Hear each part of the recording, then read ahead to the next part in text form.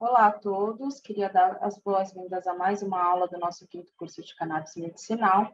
Hoje a gente vai receber duas pessoas que estão com a gente desde o começo na construção desse curso, que é a doutora Eliane Nunes, que também é diretora da SBEC, e o Raul Tami, que foi um dos nossos alunos nos primeiros cursos, e que vai fazer uma aula sobre o uso de CBD em lesão de atletas. Ele é educador físico, e a doutora Eliane vai falar um pouco sobre a cannabis e os SUS, os desafios aí, o que tem no panorama hoje, atual. Eu queria informar que, a partir da semana passada, a gente passou a enviar os e-mails também por um outro domínio, um domínio da Unifesp, pedir para que vocês leiam o e-mail atentamente, porque muitas pessoas responderam sem ler, porque o que elas questionaram estava ali no corpo do e-mail. Não é necessário responder os e-mails, principalmente consciente, ok, ou qualquer coisa do gênero, porque, como a gente já disse, aumenta muito o volume de e-mails, né? E a gente também vai continuar enviando os e-mails pelo outro canal. Os links de acesso das aulas não precisam ser enviados semanalmente, vocês sempre vão poder acessar aqui no YouTube ou aqui no Facebook, dependendo de onde você estiver assistindo. Caso você tenha dificuldade em um canal, você pode acessar no outro, porque às vezes tem algumas configurações da plataforma. Por exemplo, a semana passada, o nosso vídeo mudou da aula, apesar de ser de sistema ainda o canabinoide, a classificação para maiores de 18 anos, e algumas pessoas tiveram dificuldade de acesso.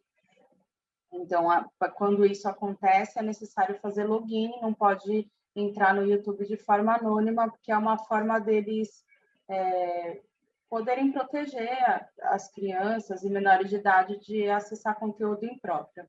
Enfim, sobre isso, oriento que vocês acessem outra plataforma, caso tenha algum problema. Não é necessário ter conta no Facebook para acessar o vídeo lá. A gente está providenciando outras plataformas para disponibilizar os vídeos também, mas isso ainda não foi resolvido, e assim que for, a gente informa a todos. A descrição das atividades sempre vão ficar disponíveis aqui na descrição dos vídeos. É só colocar a setinha para baixo para ler um pouco mais sobre o título, onde tem o título da aula, sempre vai estar aqui. A gente também sempre vai disponibilizar no grupo do Telegram, quem quiser, o link também está aqui na descrição do vídeo, e ambas as coisas são enviadas pelo e-mail. Caso você ainda tenha algum problema de acesso, que não esteja recebendo nem pelo @Movirecan, nem pelo @Unifesp, eu acho que precisa dar uma olhadinha na caixa de e-mail se não está caindo no spam, no lixo eletrônico, ou se tem algum tipo de bloqueio, ou está lotada a caixa, alguma coisa nesse sentido. Mas casos pontuais, a gente está à disposição para resolver individualmente. Eu peço que todos tenham um pouco de paciência, porque o volume é muito grande mesmo.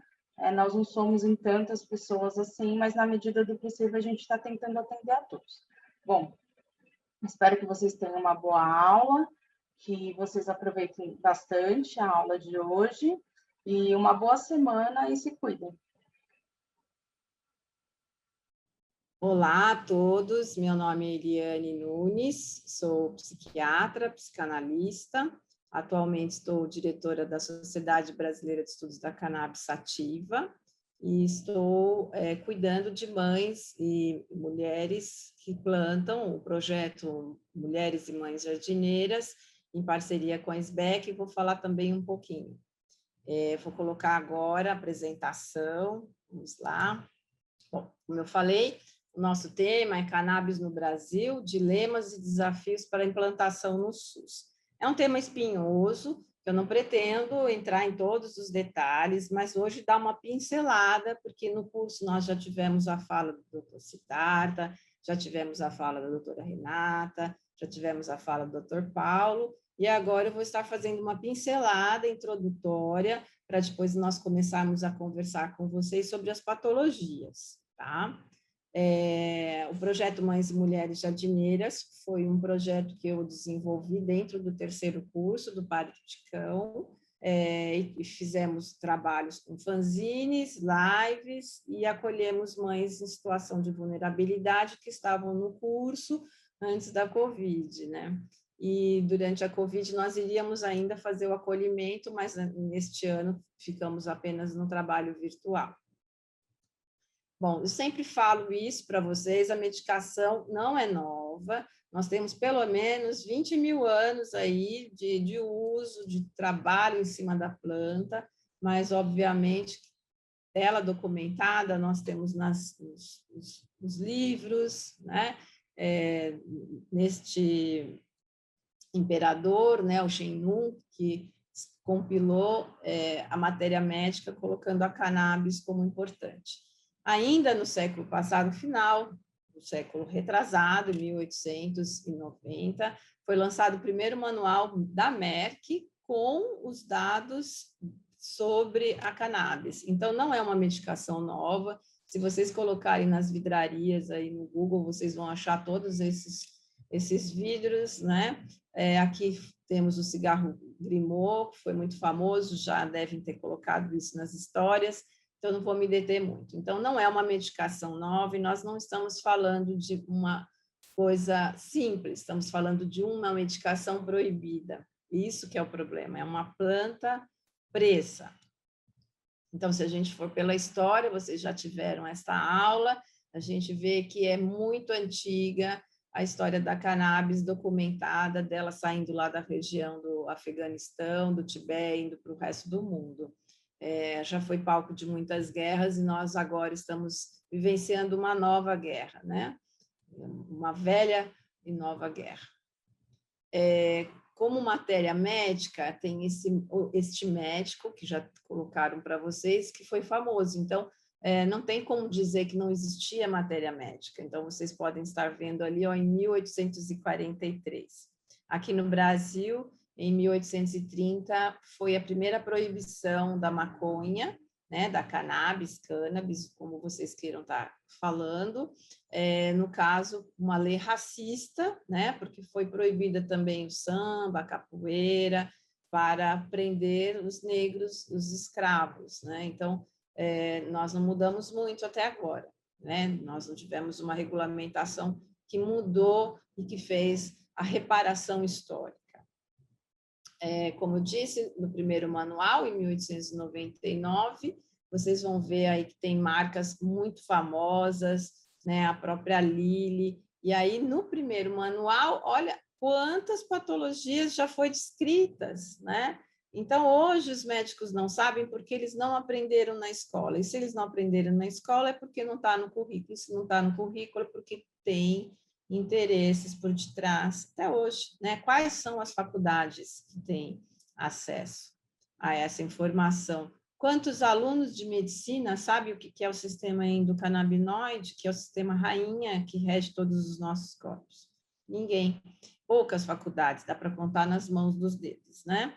E quando tem as faculdades, tem invasão cibernética de pessoas contra o trabalho que a gente está fazendo de informar cientificamente sobre as razões que nos levam a estar defendendo a cannabis sativa no Brasil e no mundo.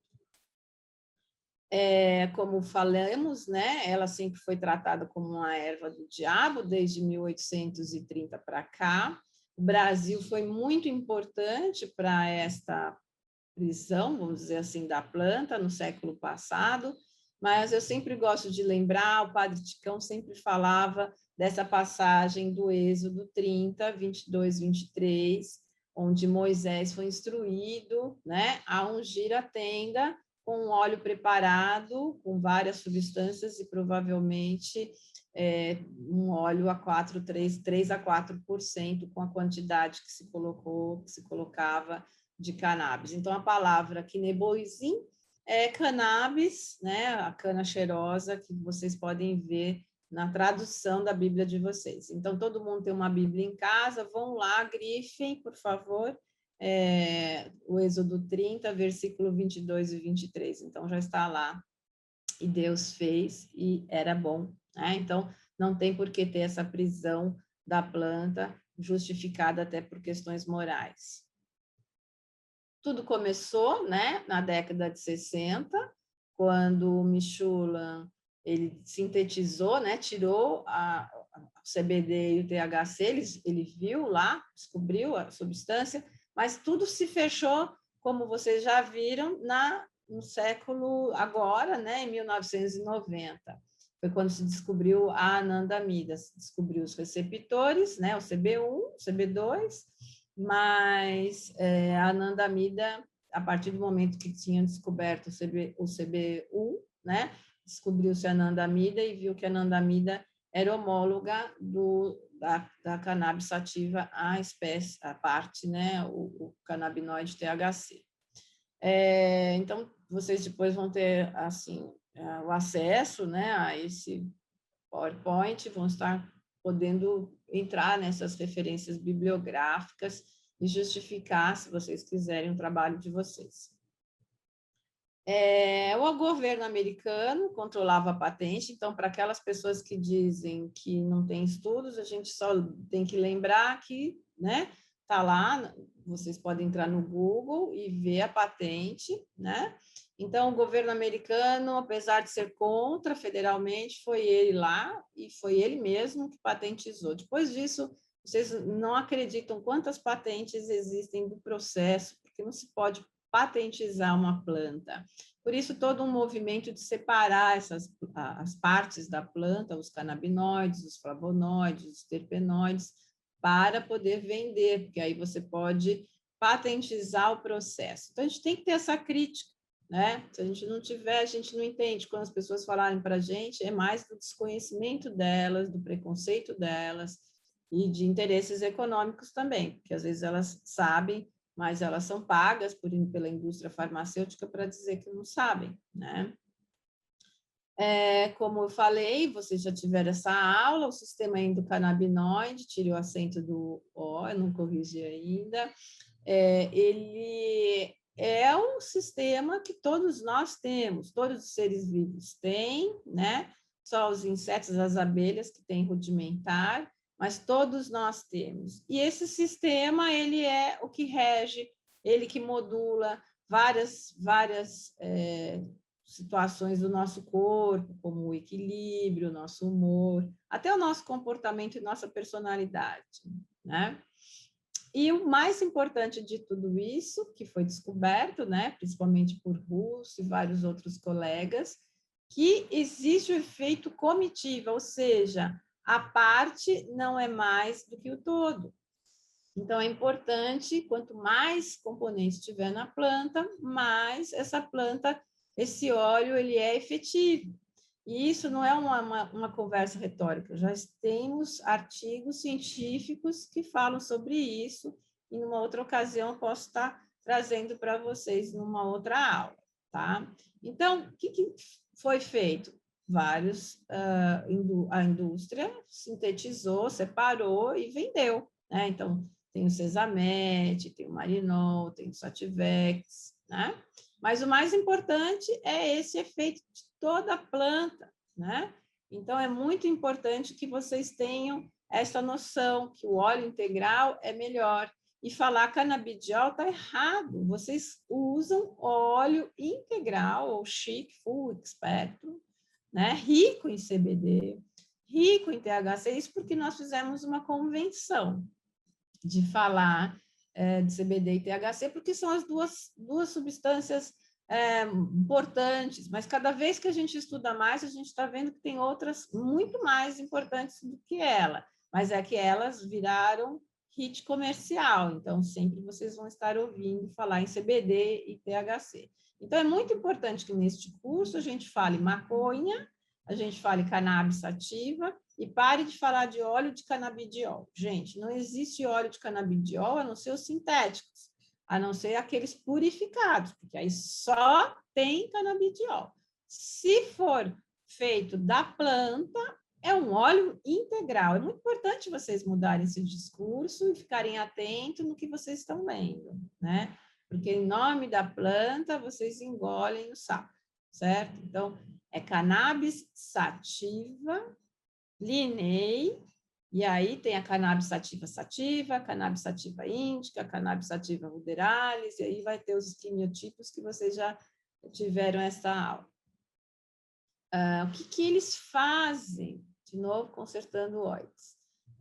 Eles são neuroestabilizadores, eles estabilizam todo o sistema nervoso, o sistema imunitário, imunológico, e vamos estudando sistema a sistema o que eles fazem. Então, para nós, da área da psiquiatria e da área da neurologia, onde nós começamos a estudar por aí, é muito importante tudo isso que os canabinoides fazem, tá? Então, é muito importante vocês saberem que tem muitos estudos que referendam isso, tá? Então, tá aí o mais famosinho, o canabidiol, né? Ele é um modulador do CB1, então, se você usa o THC junto, ele ocupa o receptor e não deixa ter os efeitos colaterais do THC, por isso que é muito importante quando se faz o uso de cannabis, né, do óleo integral, que ele tenha todos os componentes, né, para que não tenhamos efeitos colaterais. Então, só CBD pode dar efeito colateral e só THC também. Um ajuda o outro e sozinhos eles não têm a mesma força. Então, o canabidiol para nós, da área da psiquiatria, é maravilhoso, porque ele atua também aumentando a serotonina, como um antidepressivo. E ele tem outras ações também que eu vou falar mais para frente. É seguro? É eficaz? Sim, já temos vários estudos científicos que falam isso, não vou me deter, coloquei aqui pelo menos 3, mas a cada dia aparece mais e mais e mais e mais e mais artigos, né? É só vocês colocarem lá na PubMed, cannabis medicinal, nós fizemos esse teste ontem e vimos, assim, que cada vez mais sobe mais os artigos. Então, pronto, temos que estudar. Pena que no Brasil nós somos tolhidos à pesquisa, né? Infelizmente. Então, a síndrome da deficiência canabinoide é o que explica tudo isso, né? Então, você tem falta da anandamida e é por conta da falta dela que ela deixa de fazer a sua ação. Então, quando você faz o uso do óleo integral da cannabis, você está reparando esse sistema que está deficiente, tá? Então, vocês podem estudar só isso, seria um belíssimo trabalho, e vocês podem pôr Ethan Russo, que vocês vão achar muitos artigos desse cientista que está envolvido em quase todas as terapêuticas com cannabis, tá? E ele tem vários livros e várias aí referências e dicas para vocês, tá? E é da autoria dele o efeito comitiva, e ele fala que se não for toda a planta, né, podemos falar de sintéticos, porque é interessante, etc., dar royalties, né, patentes, etc., mas quando a gente fala de óleo integral, a gente fala de menor dose, menos efeitos colaterais. Então, isso é muito importante, e vocês já tiveram isso na aula passada. Na prática clínica, né, então nós temos, as pessoas fazem uso da cannabis, para o uso adulto, especialmente, apesar de se acreditar que é apenas recreacional, mas é terapêutico, muitas vezes para dor, para humor e para sono. Então, uma pessoa que passa o seu dia cansada, estressada, não consegue dormir, ela faz o uso, ela está fazendo um uso terapêutico medicinal. E a cannabis pode ser usada para tudo, falta de apetite, náuseas e vômitos, infecções oportunistas, ansiedade, depressão, espasmos, dor. Temos mais de 30 doenças, né, declaradas e estudadas, mas na prática, quando você vê, geralmente é por dor, por tristeza, para modular o humor e também para a questão do sono, que ela ajuda bastante. Né? O professor Elisaldo Carlini, na década de 50, já estava estudando a cannabis aqui no Brasil para isso. Então, é muito importante a gente saber que temos cientistas, sim, e teremos muito mais a partir do empenho de alguns de vocês que queiram seguir carreira acadêmica. Outros efeitos farmacológicos, né? Então, assim, temos muitos efeitos farmacológicos, vocês podem estar acompanhando esse artigo do professor Rafael Michula, que ele coloca, né, o analgésico, antiespasmódico, antianorético, neuroprotetor, anticâncer, e aí vai. Vários outros, no nosso caso, para nós, a questão de ser antidepressivo, antipsicótico, né, anti-ansiedade é o que mais a gente vislumbra na minha especialidade. Como eu tinha falado, estudos realizados no Brasil, então quem fala que não tem estudos, na década de 70, o professor Michula, com o professor Cunha e com o professor Carlini, os três, né, e mais outros colegas do grupo, já fizeram um teste com epilepsia, um duplo cego, que deu certo. Então, não é justificativa nenhuma, por exemplo, não ser a primeira escolha para crianças na área de epilepsia, não será a última escolha, né? Então, esse é um estudo emblemático, muito importante, se vocês puderem ler, é muito importante, tá? São esses três aí que eu gostaria que vocês seguissem como pista. Depois, né, tivemos vários grupos, mas um grupo dedicado a isso, com verba, né, da iniciativa privada, é o grupo da Universidade de São Paulo, de Ribeirão Preto, que estão com uma patente, junto com a Prate, para o canabinoide sintético, para o CBD sintético. Aí eles, antes, já tiveram vários trabalhos, né, antes desta parceria, colocando o canabidiol como uma medicação semelhante a antidepressivos e antipsicóticos atípicos, tipo clozapina, né? Os antipsicóticos mais modernos que a gente usa para esquizofrenia. Então, sim, o CBD pode ser usado para esquizofrenia. O que nós precisamos é fazer a titulação da dose, descobrir a dose ideal. Então, nós temos, sim, como usar os canabinoides na psiquiatria. Não é uma contraindicação formal. A gente precisa fazer mais estudos, obviamente, mas a gente pode, sim, fazer. E está aqui esses 3 artigos falando sobre isso. Aí chegamos no nosso momento. Então, por que nós não podemos usar? Porque nós não temos uma regulamentação. Apesar de nós termos uma lei que coloca que poderia acontecer o uso doméstico, cultivo doméstico, uso medicinal, pesquisa, nós não temos. Então, nós temos hoje projetos de leis que estão aí, né, quase engavetados, que nós temos que ficar atento. Então, a PL 399 de 2015, que foi feito vários encontros em 2019, é a lei que está agora, é o projeto de lei que está agora no momento, sendo bastante combatida.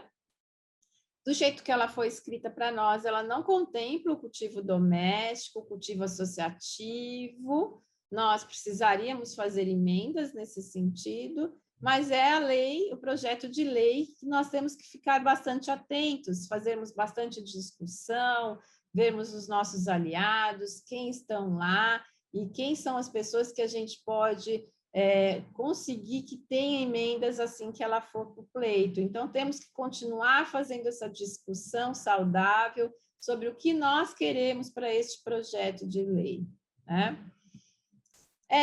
E o que a sociedade diz? Então, o Senado ele já fez essa pesquisa, e isso é muito importante. Eu coloco aqui, né, que teve o apoio da Mara Gabrilli, que eu quero agradecer.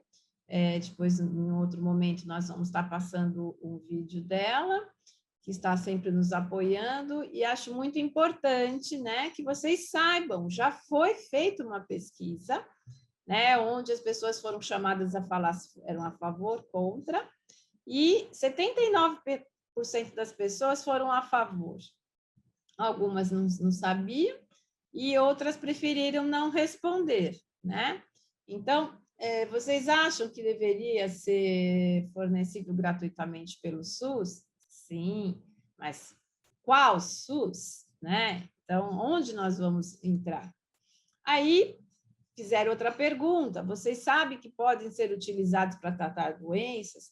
87% das pessoas sabem, então a gente tem que investir em mais pessoas para a gente chegar em 100%. Conseguem citar? Aí entra esse problema. Por isso, esse curso é muito importante. A gente quer trazer para vocês as doenças mais importantes, como o Alzheimer, o autismo, a epilepsia, o câncer, a dor, fibromialgia. mas tem muitas doenças neurodegenerativas, muitas doenças psiquiátricas, muitas doenças do eixo do câncer, né? Então, até a própria COVID, né, que está tendo bastante problemas neurológicos, sequelas, doenças autoimunes. Então, a gente precisa esclarecer a população, né? Então, só 41% sabia. E aí elas não conhecem as pessoas que usam remédio. Então, nós precisamos falar nas nossas famílias, nós precisamos falar nossos municípios, nós precisamos participar de todos os lugares e fazer o nosso depoimento, como quis fazer o Padre Ticão no culto ecumênico no dia 6 de dezembro, onde todo o Brasil viu vários depoimentos, não só no curso, mas dentro de um culto. Daí nós vamos tendo pistas, né? Apoiam que o SUS distribua remédios, sem religião é a maioria, evangélicos nem tanto. Então, nós precisamos conversar com a comunidade evangélica. São favoráveis à autorização para que a indústria farmacêutica produza. Aí entra um problema, a gente delega para o outro, todo mundo quer que o outro faça o seu medicamento. Então, nós precisamos conversar como é que seria isso da indústria, porque não é qualquer indústria, né? Se a gente entrega de bandeja para a indústria estrangeira, a gente nunca vai ter a reparação social das pessoas que sofreram por a proibição, né? Acham que pessoas usam remédio à base de cannabis deveria autorização a cultivar a planta? Só 49%, né, sem religião, evangélicos não. Então, a gente tem que começar a conversar com a sociedade, principalmente aquela que é contra. E aí a gente precisa, obviamente, discutir isso no governo. Então, na comunidade europeia, o ano passado, graças a Deus, né, foi uma votação bem apertada, 27 países decidiram tirar a cannabis, né, da lista do anexo 4, que era onde estavam as doenças mais graves, né? E o Brasil foi um que torceu contra. Então, nós não podemos deixar de mostrar que o ministro da Cidadania, Onyx, falou. Então, ele disse assim, qualquer afrouxamento deste tipo de substância vai piorar o quadro de uso recreativo da maconha e terá consequências devastadoras para toda a sociedade brasileira. Então, vocês estão vendo o Quirino, estão vendo o Onyx, e eles são de um grupo que querem abstinência total, o dinheiro total do SUS, não para a saúde mental, mas para a reforma, anti-reforma psiquiátrica, né, para os manicômios que eram verdadeiros presídios, apesar do discurso que não temos leitos de hospitais psiquiátricos, mas nós sabemos e temos história para contar do que foi os hospitais psiquiátricos que nós encontramos, né? E as comunidades terapêuticas que recebem hoje a maioria do dinheiro, nós sabemos quem são essas comunidades, já tivemos estudos que mapearam onde o dinheiro é lavado, onde tem muita falha e, principalmente, os direitos humanos não são respeitados. Então, nós precisamos, sim, falar da política de drogas, precisamos, sim, apoiar a reforma psiquiátrica também. Então, não é uma coisa separada da outra, né? Nós precisamos entender que este governo é contra a cannabis medicinal e não tem absolutamente noção ou faz de conta que não tem do que é a cannabis hoje no mundo, né? Então, hoje é o Brasil, 20 mil autorizações, né? Isso já deve estar defasado. Os únicos 2 medicamentos que tem na farmácia é o Mevatil, que tem o THC, tem o CBD, e o CBD, né, da Prate, com esses preços. É isso que o governo quer atualmente, subsidiar a indústria para esses medicamentos. Então, temos que ser contra, sim, o CBD no SUS desta forma. Temos outras formas, né? E quais os impactos, então, para a saúde pública se a gente fizer essa regulamentação restritiva? Nós vamos gastar muito dinheiro. Só no estado de São Paulo, com 200 famílias, nós gastamos 8 milhões em 2019. Vocês imaginam 8 milhões subsidiando associações aqui, só no estado de São Paulo? Nós teríamos a revolução com certeza nós atenderíamos mais que 200 pacientes. A Conitec fechou recentemente uma consulta pública no dia 15 de março, onde dizia que ia dar suporte para 1.000 pacientes, ao custo de 70 mil cada paciente. E vocês imaginam como é que é um país de 250 milhões com 1.000 apenas. Isso daí é apenas para lesar o Sistema Único de Saúde, então vocês precisam ter esta crítica. Não podemos ter no SUS a cannabis como eles imaginam, né? Aqui é uma estimativa antiga, né, que foi apresentada pelo Dr. Eduardo Costa num evento nosso, né, em 2019, mas a gente já ouviu a própria Anvisa dizer que o custo estimado é de mais de 400 milhões. Então, veja, nós não podemos permitir que esses 400 milhões entrem para um bolso da iniciativa privada. É importante que isso seja usado dentro do Sistema Único de Saúde. Por isso, é muito importante que vocês se atentem, não é só a PL 399 que está aberta, né?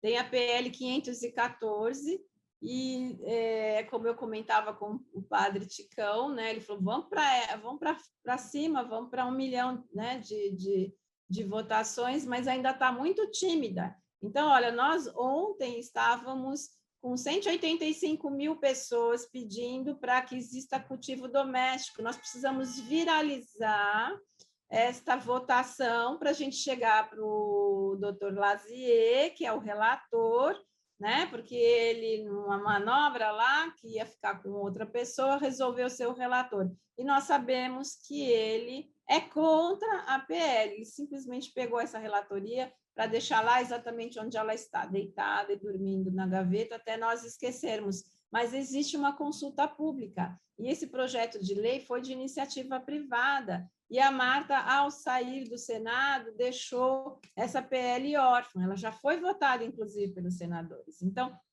precisamos trazê-la de volta, e eu conto com vocês para a gente chegar nesse 1 milhão de assinaturas, né? Então, eu vou contar aí, olha, foi 185 mil pessoas. Eu peço para que vocês divulguem aí em todas as redes sociais e votem, né? Façam com que a sua família vote também, para a gente chegar aí no 1 milhão e brigar para que isso volte. Óbvio que vai voltar antes, espero, mas se a gente não usar dos nossos direitos, a gente não chega lá.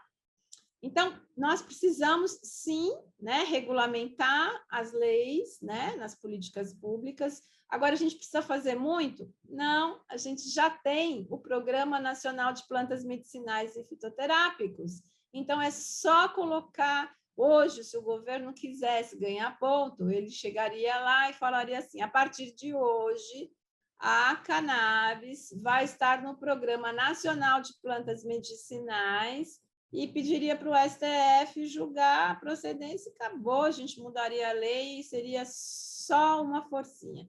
Mas eles não querem isso, e nós temos que entender que é isso que nós queremos, né? Nós queremos a cannabis sativa, que já faz parte da farmacopeia brasileira, dentro do Programa Nacional de Plantas, porque a cannabis sativa, olha, é uma planta, né? Absurdo isso, né? Mas é isso que nós temos que fazer.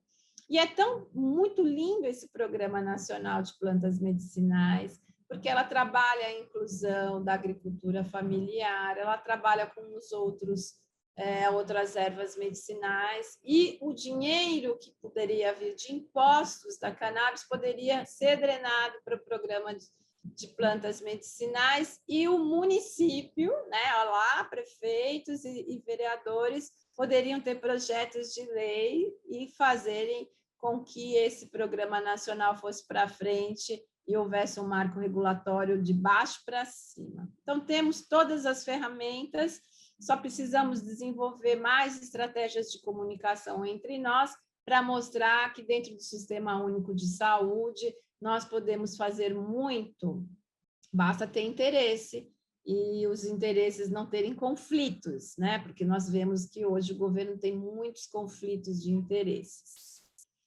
Como diz o nosso querido professor Carlin, nosso grande mestre, né? O Estado ele não pode interferir na liberdade individual do sujeito. Então, nós precisamos estimular, sim, o cultivo, os salvos-condutos, né? E nós termos, sim, acesso à farmácia viva tipo 1, distribuiria sementes e plantas, como fazia o Padre Ticão, né? Então, nós precisamos realmente entender o que nós queremos. Nós queremos planta no quintal. E, por isso mesmo, o Padre Ticão, né? Aí, um dos últimos atos de vida, ele foi uma das pessoas que contestou a patente, né, do canabidiol da Prat dentro do INPE. Então, é muito importante que o INPE vote logo, porque ele deu uma patente que em nenhum lugar do mundo se deu, que é pegar um extrato, misturar um olhinho e dizer que esse processo é meu, e a partir deste momento todo mundo vai pagar agora royalties. Nós precisamos revogar essa patente, precisamos ter esta clareza, né? Não podemos permitir que ela prospere. Gostaria de agradecer aqui os Green Brothers, que fez esse card muito ilustrativo, né? Porque essa é uma medicação milenar e ela não pode ser patentizada. Pode ser patentizado o canabidiol sintético, o processo, a extração, mas não a planta, né? E é isso que nós precisamos ter claro, porque nós temos muitas plantas que podem ser patentizadas a partir do momento que nós autorizarmos esta patente fraudulenta. Então, INPE, vote rapidamente aí essa cláusula, resolva direitinho isso, porque não é possível que a gente vá seguir nesta linha. Por quê? Porque a vida não para, quem tem pressa não vai ficar esperando patente, estudos, né? Eu sempre gosto de lembrar a Maria Antônia Goulart, que é uma grande ativista, sempre falava da apologia à cura. Ela morreu em 2018 de câncer. Vocês podem estar vendo um documentário do Profissão Repórter, né? Que vocês podem estar acompanhando o depoimento dela e o status, né, naquele momento. E eu sempre falo, não espere precisar para apoiar, né? Isso desculpa, tem um erro aqui, mas não espere precisar para apoiar. Então, nós hoje precisamos apoiar a Abrace, nós precisamos apoiar a Cultive, nós precisamos apoiar a PEP, todas as entidades que estão aí lutando pelos seus pacientes. Nós temos mais de 50, várias outras informações. Vocês viram recentemente a Anvisa agindo contra a Abrace, agora a gente precisa fazer, e as normas da Anvisa é para uma indústria, querem que a Abrace se torne uma empresa, não é que a gente quer que a Abrace seja, mas ela acaba sendo impelida a isso por causa dessa falta de regulamentação. Não podemos regulamentar como está sendo feito no México, nós temos que acompanhar o nosso vizinho aqui da Argentina. Então, deputados, senadores, sejam ousados, sejam como os irmãos, né? Sejam criativos. Nós, dentro do nosso site, estamos atualizando e colocando todas as entidades, por isso que eu falo que tem mais de 50, e vale lembrar que o curso também aqui está apoiando grupos de estudos de pessoas que queiram se tornar coletivos, associações. Então, vocês podem depois ter mais informações sobre isso, e é muito importante que nós formemos muitas associações para que elas possam mudar esse panorama, né? Se uma Abrace hoje, um pouquíssimo, atende 15 mil pacientes, imagina várias Abraces, né? Então, nós precisamos disso. E a gente não vai ter o acesso se a gente não regulamentar o cultivo doméstico. Precisamos disso e para ontem. Coloquei aqui a foto da família da Cidinha, né, da Clara e a da Margarete, mas temos muitas outras associações, que algumas colegas são emblemáticas, né, pioneiras, mas temos muitas outras aqui no Brasil que estão guerreando mesmo para poder dar medicamento para os seus filhos. Desculpa, gente.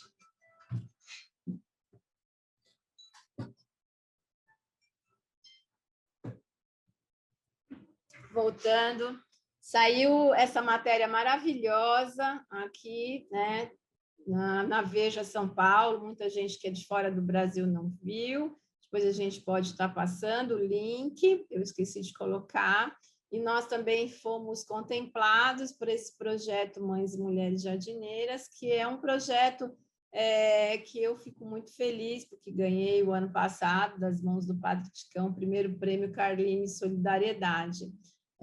Então, é um trabalho que nós fizemos com as mães que estavam no terceiro curso, que estavam ali e que estavam fazendo acolhimento. E a Emília, nós vamos estar falando no Dia do Autismo sobre o caso do filho dela, mas aí eu já adianto aqui, né, essa matéria que foi muito legal, onde nós pudemos fazer o óleo medicinal, né, eu, Emília, e a Fernanda, que também é outra mãe que conseguiu o salvo-conduto, tá? Temos um curso que foi criado para que nós pudéssemos dar certificado para as mães do nosso projeto e outras mães que estão buscando o salvo-conduto. Quem for aluno do curso do Ticão tem um desconto, sai de 47 por R$42, e é com esse dinheiro que nós estamos fazendo suporte para essas 20 mães das 50 que vieram para nós, que nós acolhemos, fizemos atendimento médico e fizemos o apoio jurídico, tá? Então, se vocês puderem colaborar com o nosso curso, se vocês não estão pensando em HC ainda, mas se vocês estão pensando em salvo-conduto, é um dos documentos que é importante ter, porque o juiz sempre pergunta qual é a sua experiência. O curso que mais vale, que é valorizado, é este curso, então eu sempre falo para as mães fazerem o curso do Padre Ticão, e vocês que querem o salvo-conduto e ainda não fizeram a matrícula, esperem aí para o 6º curso estarem com a gente, tá? Temos um outro curso também, todos eles para reverter fundos para o projeto, que é o de culinária canábica, porque como tem muitas mães que já estão plantando em desobediência civil, sempre nos perguntam o que elas podem fazer com o resto da planta, com a folha, com a raiz, com o caule. Tudo é aproveitado. Então, nós estamos discutindo isso nesse curso de culinária canábica, esse já é o 2º curso, tá? E também a renda será revertida para o nosso projeto. Uma das coisas que as pessoas sempre perguntam para mim, para a doutora Bianca, né? Quais são os documentos que eu preciso? Então, assim, primeiro é a prescrição médica. Depois, vocês peguem todos os relatórios e os laudos médicos. Vocês façam os orçamentos desses medicamentos que foram pedidos importados. Vão precisar da autorização, sim, da Anvisa, não pode ser qualquer receita, tem que ser receita desses medicamentos importados, mesmo que vocês não vão importar. Comprovante deste curso, né? Então, vocês entram lá e pegam a matrícula, né? E vocês também façam um relatório manuscrito, né? Do que está acontecendo com vocês. Eu coloquei ali comprovante de membro, é opcional, mas vocês podem colocar que são associados da Abrace, da Malele, da PEP. Isso também é importante para ver que vocês também estão se informando e tendo suporte de associações. E os documentos pessoais. Então, todos esses documentos têm que, desde já, serem escaneados, colocados num Drive, pode ser no Google Drive, para que quando vocês passem com um médico ou com um advogado, vocês já tenham todos esses documentos na mão, tá? E a documentação da Anvisa é muito importante, então, que o médico faça a receita, coloque o CID, e aí a própria... não é fácil, né? A gente colocou aqui um roteirinho para vocês tenham essa autorização. É muito importante que vocês cuidem dessa parte da medicação, né? Da receita para quem quer fazer o HC. Eu gosto sempre de lembrar, né, os nossos 2 grandes mestres, o professor Carline e o Ticão, pela coragem e dedicação, principalmente o padre Ticão, que nos mostrava que não adianta querer o remédio, bater na porta, né? Temos que participar, nos conselhos de saúde, dentro das unidades básicas de saúde onde nós frequentamos. Temos que, na Conferência Municipal de Saúde, colocar a cannabis medicinal. Temos que incentivar os nossos vereadores a fazerem projetos para quando a farmácia viva for implantada, a vigilância sanitária possa estar fazendo parceria com entidades que existam nas cidades. Temos que investir nas associações. Então, não cai do céu, né? O doutor Carlini, para ser o que ele foi, né? Tudo que ele fez, ele teve que estudar muito, para tudo que a Zona Leste teve, o Padre Ticão teve que se colocar muito à frente, apoiar, né? Então, vocês também, se vocês querem a cannabis ativa, não tem atalho. Se vocês querem hoje, vocês têm que plantar. Se vocês quiserem judicializar o Sistema Único de Saúde, ele vai tirar da aspirina para pagar os 79 mil reais aí que custa o tratamento. Agora, nós vamos combinar que se a gente não lutar, não vem do céu. Essa vitória não será por acaso. Temos que investir no Sistema Único de Saúde, na farmácia viva, e nós teremos uma aula especial sobre a farmácia viva, por isso que não entrei, mas nós podemos fazer com que nos municípios as associações sejam farmácia viva tipo 1, ou seja, aquelas que distribuam sementes e clones, como nós vemos que algumas entidades já estão fazendo. É um risco nesse país, sem lei, mas é o que nós precisamos fazer. Então, nós precisamos valorizar os nossos guerreiros, Padre Ticão, o Carlini, e homenageá-los sempre, porque eles foram pioneiros em muitas áreas, né? O Padre Ticão fez muito pela Zona Leste, não só pela cannabis, né? E o Carlini estudou muitas outras plantas, não só a cannabis também. Mas, para nós, eles dois são os nossos grandes caciques. E nós, como índios, temos que seguir aí as regras do jogo, é fazer com que a lei, né, a PL 514 vire lei, para que nós tenhamos o cultivo doméstico e possamos ter o nosso remédio no nosso quintal, à distância de um vaso, de uma palma de mão, tá?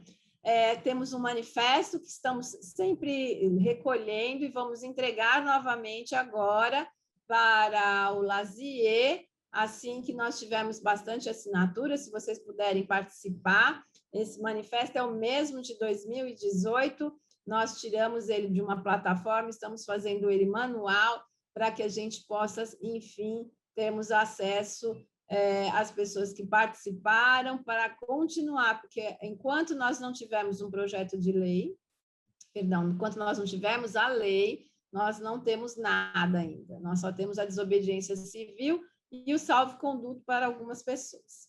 Quero agradecer demais o apoio das mulheres que me ajudam, dos voluntários que vêm para a SBEC para ajudar no projeto, a todos os profissionais que participaram, ao Padre Ticão, óbvio, e ao Carlini, as suas famílias, e principalmente a equipe que dá esse apoio, que são várias pessoas, e agora aos coordenadores dos grupos de estudos também, para que nós possamos juntos levar esse curso a um exemplo de civilidade, a um exemplo de protagonismo, e que possamos juntos conseguir aprovar as leis que nos interessam e fazer as emendas necessárias nas outras para que nós possamos ter o acesso. Nós não podemos esperar, e é isso que eu gostaria de deixar para vocês. O ativismo tem que ser constante, a informação é fundamental, então divulguem nas suas redes, todas as entidades que estão conosco, colaborando, e se intere, porque não é o Covid que é responsável para a gente não ter informação, nós temos que ter informação e aproveitar esse momento mais um pouco, né? São mais de 1 ano de quarentena para cuidar da família e cuidar também da saúde do Brasil. Muito obrigada, agradeço demais a Gabi, Fernando e a equipe. Até mais.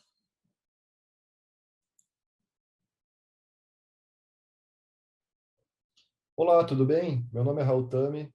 Estou muito feliz de estar aqui nesse 5º curso sobre cannabis medicinal, realizado pela Universidade Federal de São Paulo, a Unifesp, curso que ficou conhecido como Curso do Padre Ticão, nosso querido e saudoso Padre Ticão, que nos deixou recentemente, mas não posso deixar de enaltecer a importância que ele teve para a nossa causa e a importância desse curso, que agora ficou muito evidente devido a mais de 10 mil inscritos, que alunos, né, estão participando desse curso. E então vamos para essa aula. Quero agradecer a Gabi e o Fernando por organizar esse curso desde a primeira edição. E eu venho participando também desde a primeira edição, da qual eu participei como aluno. E meu trabalho de conclusão do curso foi sobre esse tema. Se transformou, está se transformando até hoje, eu venho atualizando essa apresentação. Então, vamos para a aula. Compartilhar a tela aqui com vocês.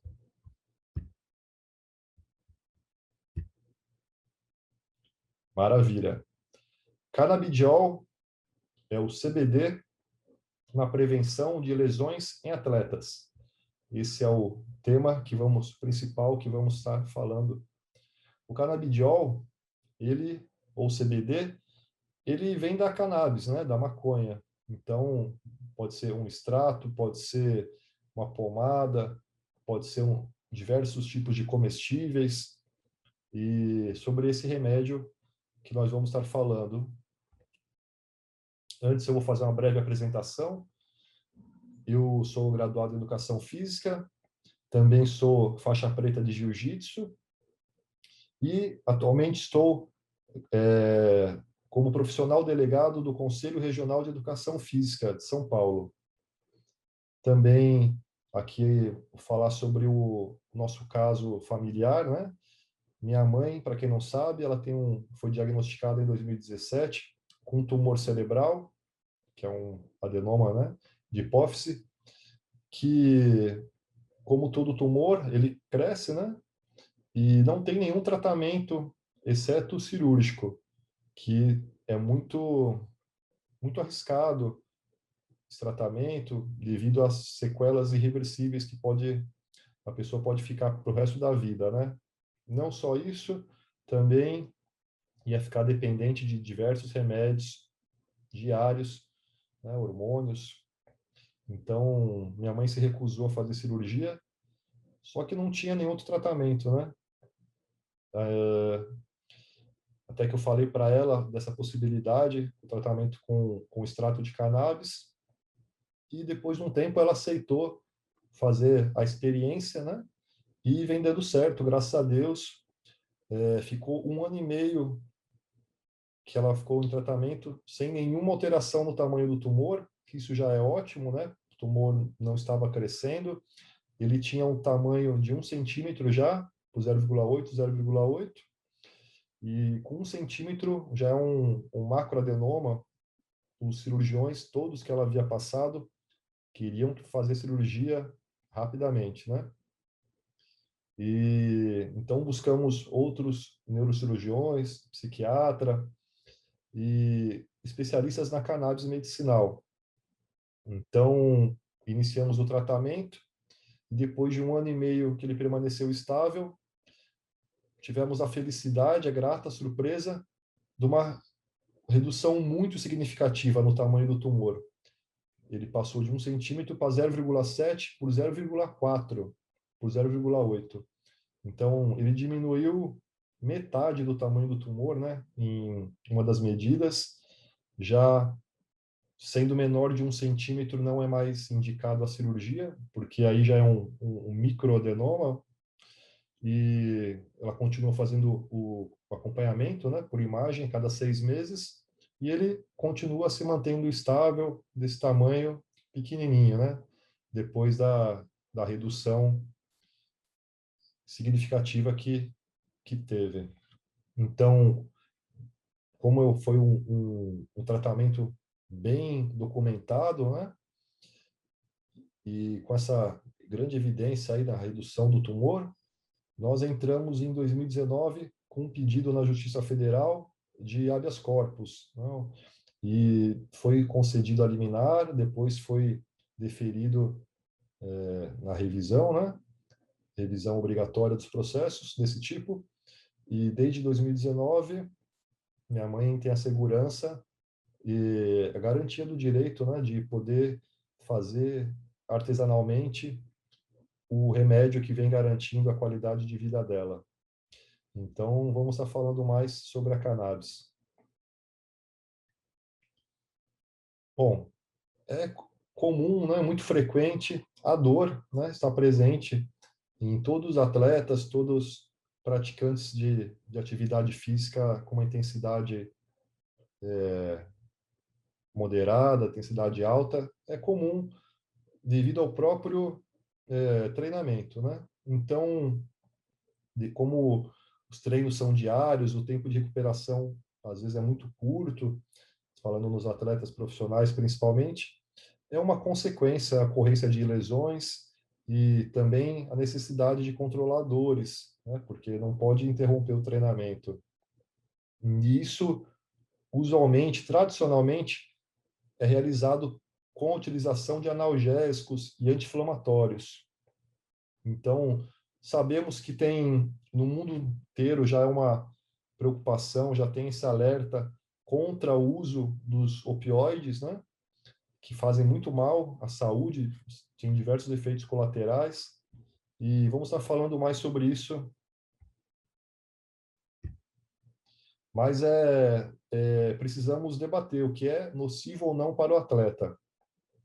Então, aos poucos, principalmente onde já vem sendo regulamentado, legalizado o uso da cannabis, então cada vez mais os atletas vêm falando abertamente sobre o consumo do canabidiol, né, ou CBD, que é esse componente da maconha que tem essas propriedades anti-inflamatórias para tratar lesões, aliviar a dor, melhorar a performance, aumentar a resistência em treinos longos, principalmente auxilia na recuperação, né, depois desses treinos aí de longas provas. Mas, apesar de também ter propriedades anti-inflamatórias, medicinais, o THC continua proibido, né, o tetrahidrocannabinol. Na verdade, o único componente da maconha que está liberado é o CBD, o canabidiol. Todas as outras substâncias da planta estão proibidas. Só tem essa exceção ao CBD. Essa proibição eu vou estar falando mais para frente, mas só para deixar claro, na questão de dopagem, né? Então, o CBD, ele não é mais considerado ilegal para os atletas, mas todos os outros componentes da cannabis são.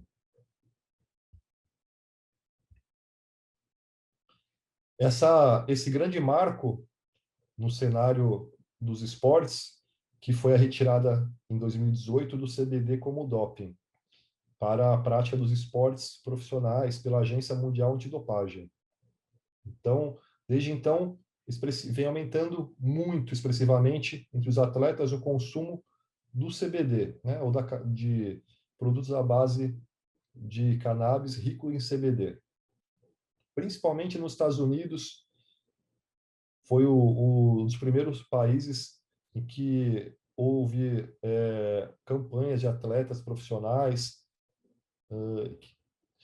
falando sobre os benefícios, né, dessa substância e que todos deveriam optar por um medicamento analgésico anti-inflamatório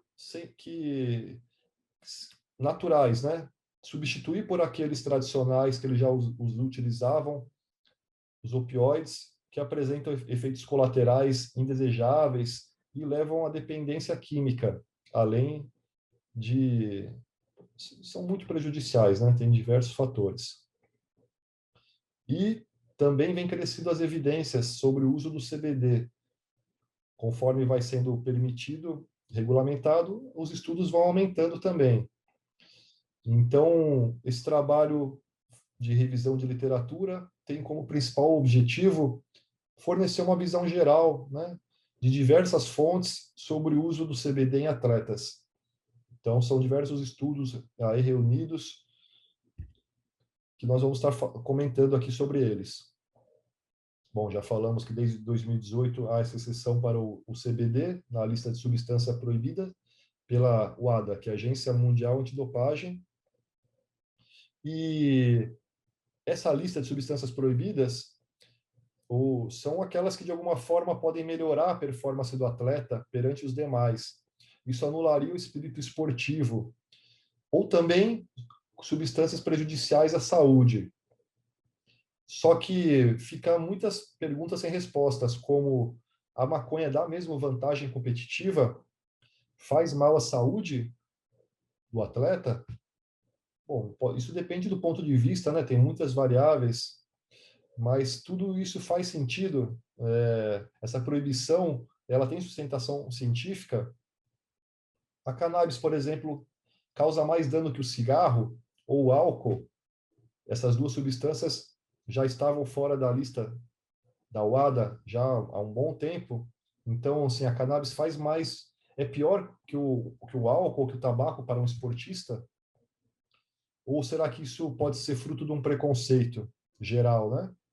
Então, claro que esse trabalho não tem a presunção de responder a todos esses questionamentos, mas vamos estar debatendo aí e elucidando alguns pontos muito importantes, não é?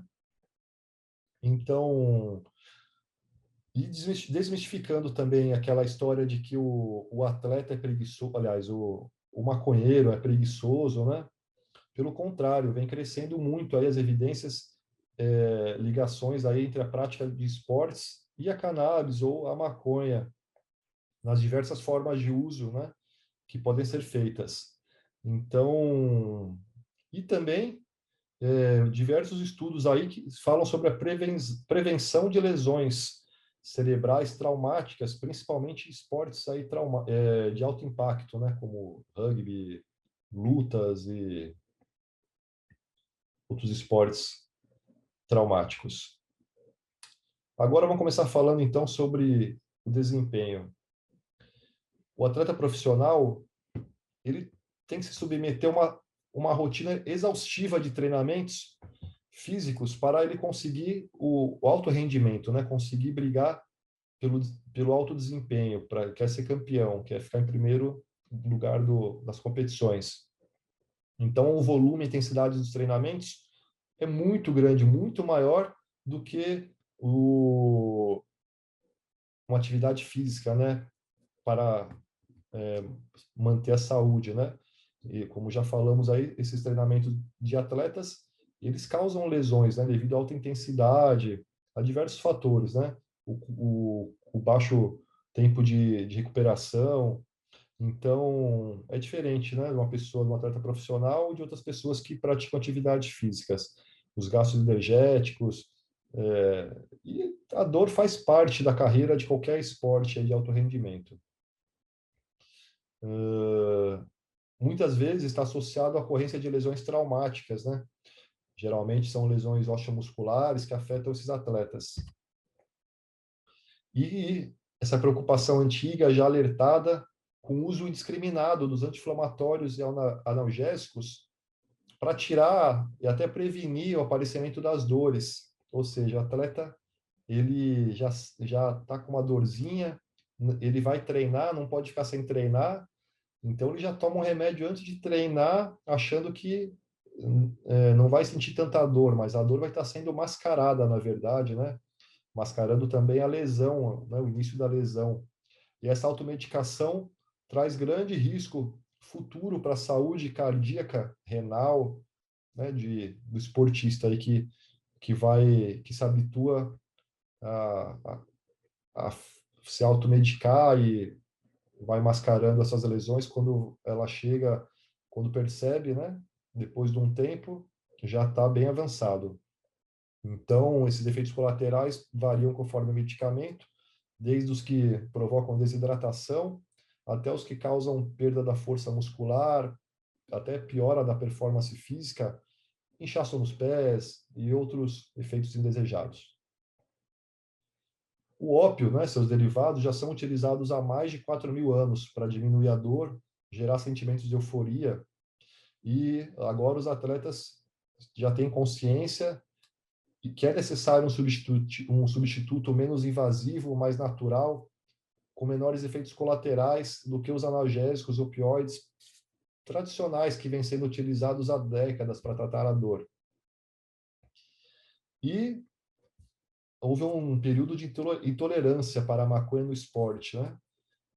Que se acusasse 15 nanogramas por ml desse metabólico, né, no organismo, em exames de sangue ou de urina, já era considerado doping. E, isso significa que a inalação passiva da fumaça de outra pessoa no mesmo ambiente, né, que estivesse fumando ao seu redor, já seria acusado nesses exames de sangue ou urina. E isso aconteceu em 2013. Aliás, em 2013, a UADA reconsiderou esse volume de 15 nanogramas para 150. Aumentou em 10 vezes a quantidade permitida desses metabólicos da maconha no organismo, porque houve um caso aí, ficou famoso, que o atleta foi detectado 17 nanogramas e o limite era 15. E ele falou, não utilizei, foram pessoas que estavam ao meu redor numa festa. E foi muito famoso esse caso, a gente vai estar falando sobre ele. Mas antes, continuar esclarecendo um pouco sobre essa lista de substâncias proibidas da Agência Mundial Antidopagem, que entrou em vigor, retirou o canabidiol em 2018, né, desde 1º de janeiro, mas ela é divulgada em outubro, se não me engano, para os atletas e treinadores já irem tendo um tempo para se acostumar com as novas exigências, não é? Então, desde 2018, que o CBD foi removido como substância proibida, os atletas passaram a utilizar o canabidiol como essa alternativa, principalmente ao ibuprofeno. Muitos deles acreditam, né, que é a alternativa mais segura em relação aos energéticos, analgésicos e anti-inflamatórios tradicionais.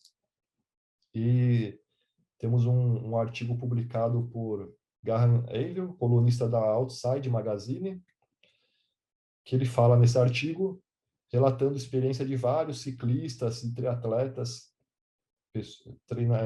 atletas de provas de longa duração, que relatam o uso do CBD como substituto aos anti-inflamatórios tradicionais para o tratamento das dores recorrentes, né, desses microtraumas provocados pelo exercício intenso. Então, temos as pesquisas da área de saúde que comprovam sua eficácia.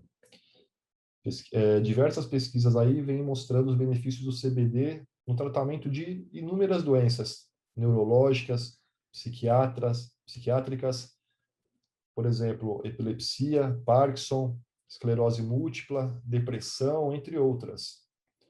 E mais recentemente, devido ao seu efeito anti-inflamatório, analgésico, neuroprotetor, as pesquisas apontam benefícios também para portadores de dores crônicas, como osteoartrite, fibromialgia, e acelerar a recuperação pós-exercício, que isso os atletas já vêm sentindo e já vem sendo muito divulgado. O famoso canal CNN norte-americano, canal de televisão, publicou recentemente que uma pesquisa que 69% dos americanos são favoráveis, né, são a favor do uso da cannabis como analgésico.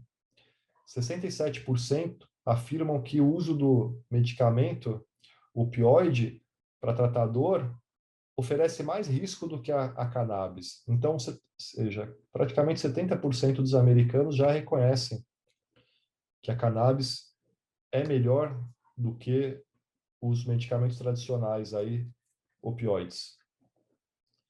Temos outro estudo de 2017, que fala também 69% do canabidiol testado nos Estados Unidos não tinha a quantidade indicada no rótulo. E essa falta de padrão é devido ao rigor, né? Como lá não é um medicamento, como aqui, né? Não é um remédio. lá é um suplemento alimentar. Então, você encontra em qualquer lugar, os padrões não são tão sérios, né, como de um medicamento, tão rigorosos no caso, né? Então, isso acaba tendo alguns problemas aí, né? Não tem tanta fiscalização e, enfim, eles reconhecem como um suplemento alimentar, né? Eles sabem que não tem efeitos colaterais graves e, enfim, é outra realidade, diferente daqui. Lá pode ser importado sem barreira nos Estados Unidos como suplemento alimentar, porque a Agência Nacional Antidopagem de Repressão às Drogas considera os derivados do cânhamo industrial sem esse potencial de abuso ou dependência. O extrato de cânhamo, que é uma das cepas da cannabis, uma variedade que tem sido produzido e vendido em diferentes formatos, né? Como cápsula, uso tópico, óleo para uso oral. Por que o cânhamo? Porque o cânhamo ele já é uma planta que tem rica em CBD e baixa em THC, então é uma planta que atinge as exigências aí do que é permitido, né? Que é somente o CBD. Teores e teores baixos do THC e dos outros canabinoides, né? Mas tem que ser rico em CBD. Aqui no Brasil, a Anvisa ela permite a importação, né? E também a aquisição de produtos disponíveis no mercado brasileiro até o momento, né? Eram 2, agora já está aumentando esse número aí de produtos disponíveis nas farmácias, mas estão lá disponíveis, entre aspas, né? A um preço de R$ 2.000 em média. Então, não tem acesso à população, aí os pacientes não têm acesso devido ao alto custo, né? Então, isso inviabiliza o tratamento ou a pessoa recorre à fabricação artesanal, né? Correndo todos os riscos que já falei no início. Então, desde 2015 aqui já está permitida a importação no Brasil e mais recentemente já temos medicamentos aqui disponíveis no mercado brasileiro. Vou falar rapidamente agora só alguns depoimentos sobre atletas. Então, o triatleta Andrew Talaski disse que começou em 2017 o uso do CBD para ajudar uma lesão no tendão flexor do quadril. E após tomar algumas semanas, ele sentiu uma notável diferença, né, imediata, que não só foi o quadril que estava melhor, ele estava menos ansioso, dormindo melhor. Isso é o que acontece com todo mundo, né? Todo mundo busca, principalmente as pessoas com doenças graves, né? No caso, vou citar o exemplo da minha mãe, começou o tratamento por causa de um tumor cerebral, a qual ela só acompanha o exame a cada 6 meses, né, para ver o tamanho, mas ela sentiu, né, diversas melhoras na qualidade de vida, como redução de dor, qualidade do sono. Então isso você percebe, né? Outras patologias que as pessoas têm crise, como epilepsia, por exemplo, aí sim é fácil de perceber, né, que a pessoa passou de ter, sei, 10 crises por dia, passou a ter uma por mês, né, ou menos até. Então ela já está vendo que está agindo, né? No caso do tumor, não, a pessoa não sente, mas sente diversos outros benefícios aí.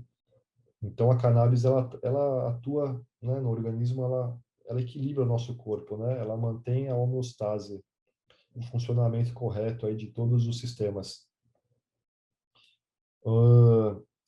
Agora, Martellus Bennett, ex-jogador de futebol americano, relata que 90% dos atletas da liga utilizam, né, os canabinoides presentes na cannabis medicinal para tratar lesões, ao invés de recorrer aos analgésicos. Os surfistas também, ele era o atual, não é, ele já foi o campeão mundial, né, de ondas grandes, Billy Kemper, embaixador da EcoScience, uma empresa que comercializa o CBD, conheceu a cannabis, né, devido a um câncer que a mãe dele teve na garganta. Então, na verdade, ele descobriu para a mãe dele e passou a utilizar também, né? A partir do momento que ele conheceu, ele toma 2 vezes ao dia e diz que tem, além de ser ótimo para substituir os analgésicos, que incluam os opioides, né, para combater lesões e dores, que são frequentes, né, depois das sessões de surf em mar pesados, né, de onda gigante, aí, mar grande. E ele também relata outra vantagem que ele considera muito boa, que é um problema que ele tinha trivial, né, não só dele, de diversos atletas, que tem uma rotina de voos com fusos horários. Ele diz que a substância pode auxiliar no sono, né? É relatado aí por diversas outras pessoas que também fazem uso. Bob Burnish, nascido na Califórnia, né? Mas também brasileiro, foi presidente da Confederação Brasileira de Skate e defensor da cannabis, né? Ele fala sobre essa ligação aí de skate, né? Todo skate e queda e lesões, né? É muito frequente, né? Não tem como se falar em skate sem falar em queda e lesão. Então ele defende aí o uso da cannabis, assim como esses outros atletas aí que já falamos. E ele teve essa oportunidade de liderar aí o skate, liderar esse movimento, né? No skate, mantendo essa identidade aí dos skatistas de contestar, né?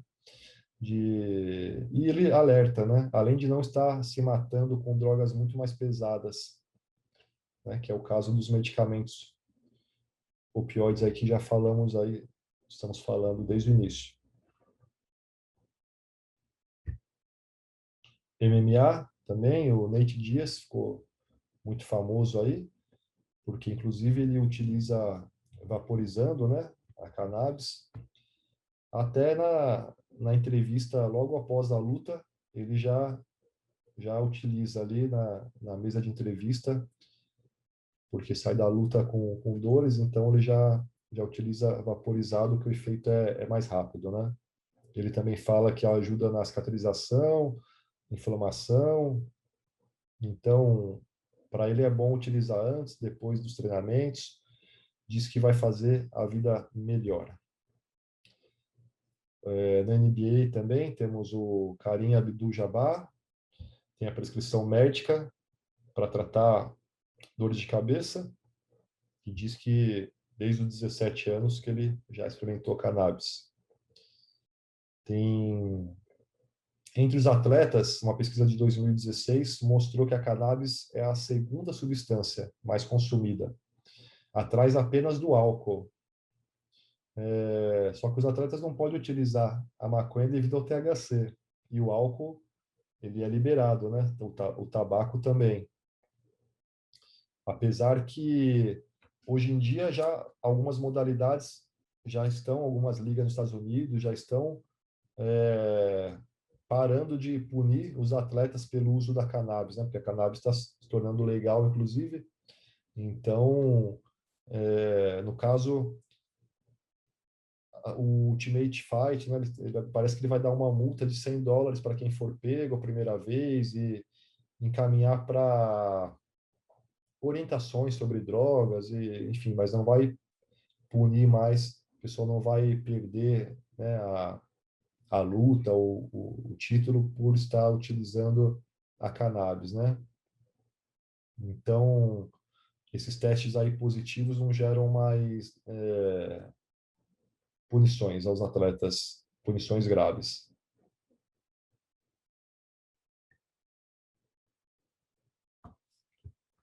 Agora, a cannabis, né, todo mundo acha que não vai trazer nenhum benefício à saúde, porque o maconheiro tem aquela estigma de preguiçoso, né?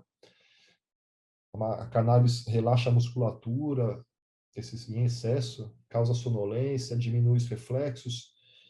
Então, em uma análise menos científica, pode-se dizer que ela desacelera os indivíduos, né?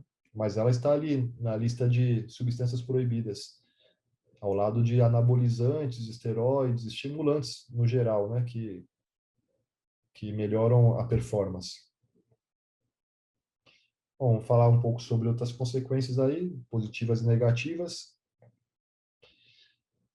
Uma fraca evidência mostra que a maconha promove a dilatação dos brônquios, que facilitaria a respiração durante o exercício. Então, isso seria um fator de vantagem. Mas esse estudo foi realizado em 78 com pacientes asmáticos e não atletas. Devido à falta de estudos que havia nessa época, inclusive pela dificuldade, aí até a proibição de fazer essas pesquisas, foi considerado como referência aí esse estudo e então foi um dos estudos aí utilizados que justificava a proibição, apesar de não ter sido feito com atletas, né? O que acontecia com os atletas que eles tinham que utilizar em segredo, né, a cannabis, porque com medo das retaliações que pudessem sofrer declarando que utilizava, né, que utiliza a cannabis, o consumo. Então eles mantinham, não se manifestavam publicamente, né? Preferiam ficar, não se vincular a imagem deles ao consumo da cannabis, por causa do preconceito, né, com o usuário. Enquanto o álcool, ele não causa nenhuma vergonha ou preconceito para ninguém, né?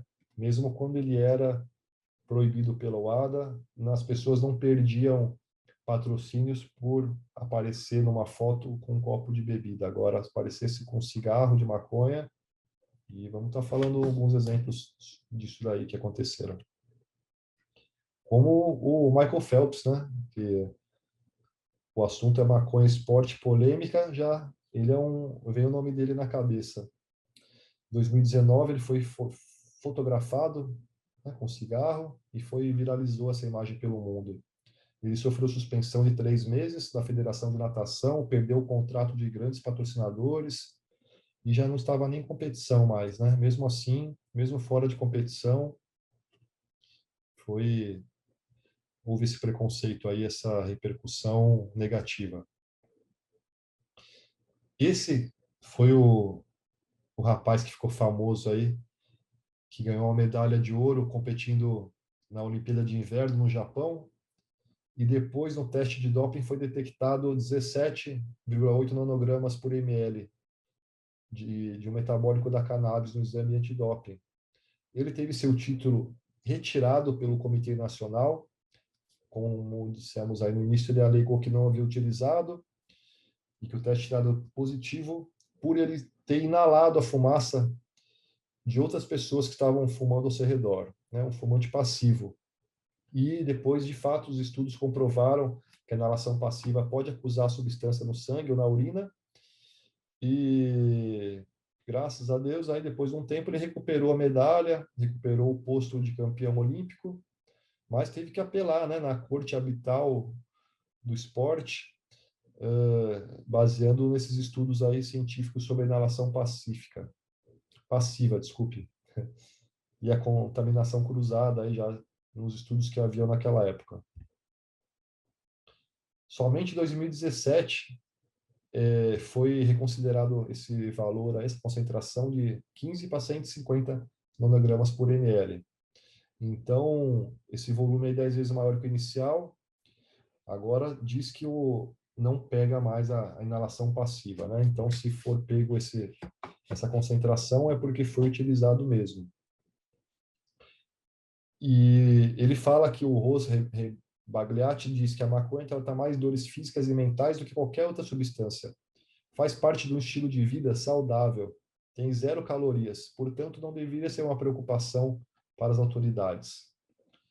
E ele diz também que os atletas usam a erva como uma forma natural de tratar dores, inflamações e ansiedade.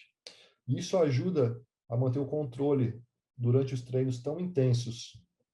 Então ele cita que os atletas deviam se orgulhar de usar a maconha e não o álcool, se orgulhar por usar maconha e não outras substâncias que configuram doping, né, como os esteroides, anabolizantes.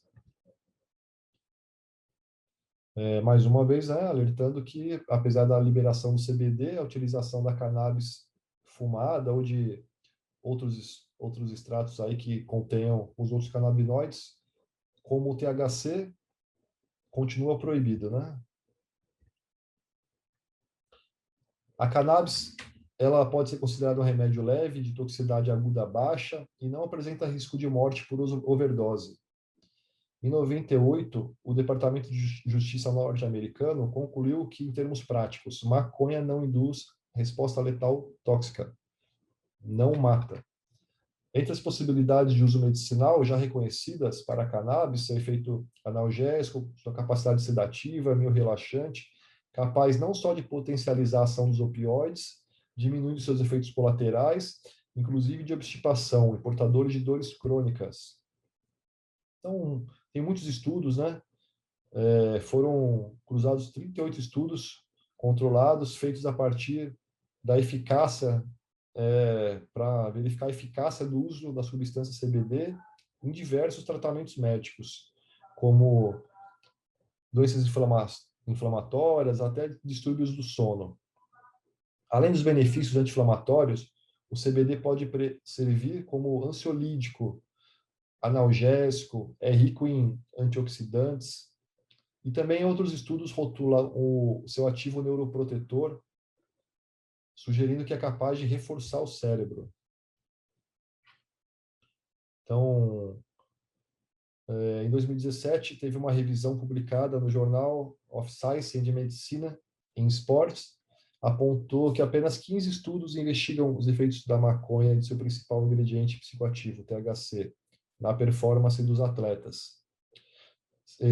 Segundo o cardiologista, farmacologista e professor da Universidade de New South Wales e St. Vincent Medical School, que conduziu essa revisão, ele diz que o THC não é um componente que melhora o desempenho aeróbio e a força. Para ele, a maconha não ajuda nem a melhorar a concentração, mas do ponto de vista fisiológico, a relação entre o uso da maconha e da corrida faz algum sentido. Tem os mesmos caminhos dentro do nosso cérebro. Ambos envolvem a ativação do sistema endocannabinoide. Portanto, não é de surpreender que o THC possa ser usado para melhorar a alta do corredor obtido com o exercício de resistência, que é isso não é nada mais do que o sentimento bom que é gerado quando a pessoa pratica esporte, né? Então, isso nos corredores de alta resistência aí é bastante relatado. O Heino Runner. E outro estudo alemão descobriram que o sistema endocannabinoide do cérebro, os conjuntos de receptores e enzimas que trabalham como sinalizadores entre as células e os processos do corpo, é o mesmo afetado pela maconha. Também pode desempenhar um papel no processo de recompensa, né, que é trazido pelo exercício, que é esse bem-estar, né, após o exercício, essa sensação boa. Então, cientistas acreditam que o uso de canabinoides externos, no caso a maconha, poderia ter efeitos variáveis na motivação para o exercício. Alguns poderiam ter uma potencialização dos efeitos motivacionais e outros uma inibição. Um estudo de neuroimagem realizado na Universidade de Bonn, na Alemanha, descobriu que exercícios aeróbicos liberam endorfinas, né, que é um dos hormônios que faz essa sensação de bem-estar. Desempenha um papel crucial em excitação, emoção e cognição. Mas essas sensações não são causadas apenas por elas. Um canabinoide solúvel em lipídios, chamado anandamida, também encontrado em níveis elevados no sangue das pessoas após a corrida. Pode viajar do sangue para o cérebro e ajudar a desencadear o efeito, né, da brisa que a pessoa sente quando fuma. Ela também sente isso quando ela corre bastante, né? Estimula esse endocannabinoide, né? O canabinoide endógeno que nosso corpo produz, chamado anandamida. Então, outro estudo feito com estudantes universitários, em pequena escala, comprovou essa ideia, conforme publicado na revista Cognitive Neuroscience. Foram selecionados atletas universitários bem treinados para correr ou pedalar 50 minutos e depois mediram os níveis de endocannabinoides no sangue. Além dos níveis estarem elevados, os atletas sentiram efeitos semelhantes aos compostos ativos da maconha, como redução do estresse, alívio da dor, sensação do bem-estar e relaxamento. O raio do corredor, né? O high runner, age nos mesmos receptores onde se liga o THC, ou seja, no cérebro produz sua própria maconha, explica a Valéria Duarte Garcia, doutora de Neurociências e Comportamento pela USP. Outro artigo de 2017, da USP, o professor Paulo Santiago, afirmou que a maconha não contribui para melhorar o desempenho, indicado pelo seu estudo que a planta ocasiona a redução da força. Então, esse estudo aí fala que a cannabis, o atleta não traz vantagem, né? Então, diminui a força. Já o Roberto Zagori, que é membro da Sociedade Endocrinologia e Metabologia, entende que cada esporte deve ser analisado separadamente. Não faz sentido você fumar maconha e lutar. Ele acha, né? Mas o Nate Diaz já prova a evidência do contrário. A droga relaxa, te deixa lento, mas poderia ser útil em esportes como o tiro, por trazer calma, diminuir o nervosismo, né, os batimentos cardíacos, evitar a mão trêmula. Então, para isso, ele acha que poderia ser considerado uma vantagem aí, né? Em 2018, uma revisão da GW Pharmaceuticals, é uma empresa que comercializa o CBD, examinou diversos estudos de décadas, estudos pré-clínicos e testes em animais, antes de concluir que o canabidiol pode ser eficaz no controle da dor sem muitos efeitos colaterais. Então, eles pesquisaram antes de entrar nesse ramo aí, comercializar o CBD, e comprovaram, estão no ramo agora comercializando. Outra pesquisa de 2016 examinou os efeitos do CBD em ratos com artrite e descobriu que o composto reduz a inflamação e a dor. Sabe-se que o exercício intenso é de grande fator de estresse do organismo, sendo capaz de gerar inúmeras reações inflamatórias. Um dos grandes efeitos da maconha encontra-se na diminuição da inflamação, consequentemente reduzindo a dor. E ambas substâncias, tanto o THC como o CBD, estão envolvidas nesse processo de controle da inflamação, mas o THC não é permitido, né? Quantidade elevada. Então, só o CBD que pode ter, né? Pode ser rico em CBD com valor, com muito pouco THC. Embora, mas por que, né, pouco THC? Porque não é permitido, porque a gente sabe que ele também tem as propriedades, também tem os efeitos medicinais. Embora existam muitas incógnitas, as evidências que comprovam a eficácia do canabidiol e do THC vem crescendo com um número crescente de atletas que acredita que é muito melhor consumir THC, CBD, no caso, do que sofrer com os efeitos colaterais de longo prazo do ibuprofeno, como aumento do risco da insuficiência cardíaca. Outro estudo fala que a cannabis é mais poderosa do que anti-inflamatório. Um estudo canadense conclui que, especialmente as moléculas canflavina A e canflavina B, pode ser 30 vezes mais poderosa do que remédios anti-inflamatórios, como aspirina, por exemplo. Além disso, não causam dependência química, né? Não precisa ficar, ele não vai fazer menos efeito com o uso contínuo. A pessoa não precisa ficar se viciando, aumentando quantidade, porque cada vez faz menos efeito. Com a cannabis, não. Ela mantém, né, o efeito, não tem esse problema de dependência, né? E claramente que há necessidade de desenvolver alternativas para aliviar a dor aguda e crônica que vão além dos opioides. Essas moléculas que não são psicoativas e têm como alvo a inflamação, na fonte, são os analgésicos ideais.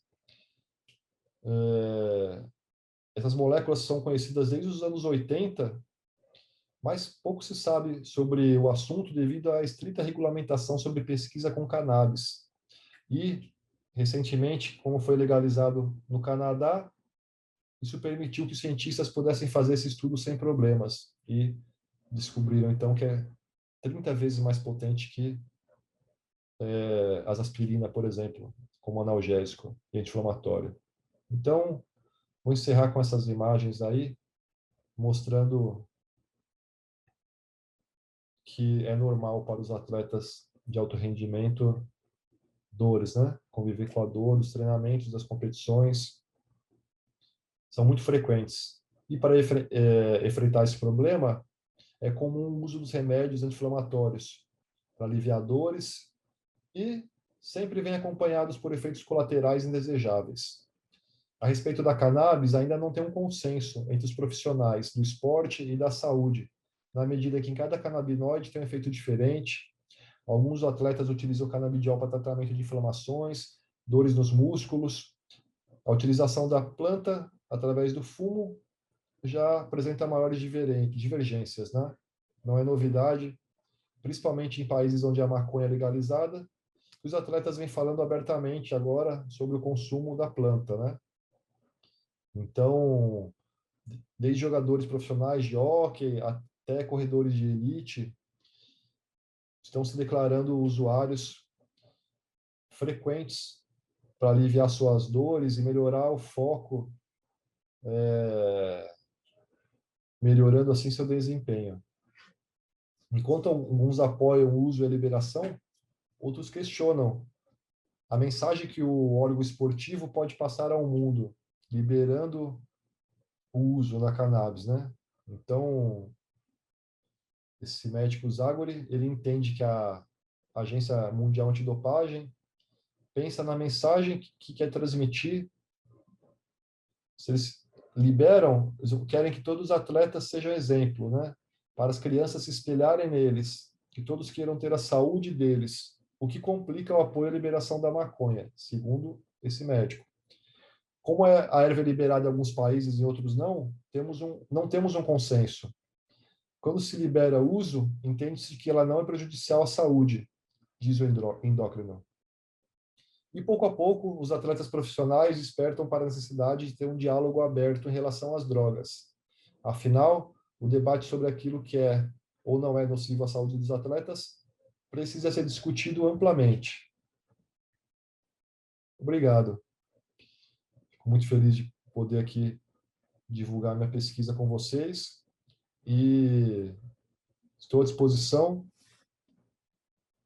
para qualquer esclarecimento. Fico à disposição. Muito obrigado por todos e até logo.